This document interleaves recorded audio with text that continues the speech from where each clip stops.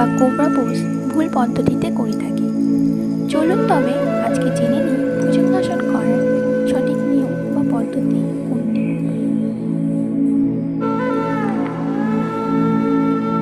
প্রথমে রিল্যাক্স হয়ে উল্টোভাবে শুয়ে পড়তে হবে। তারপর হাত দুটি বুকের কাছে দুপাশে নিয়ে আসতে হবে। কোনোই সামান্য ভাঁজ করতে হবে।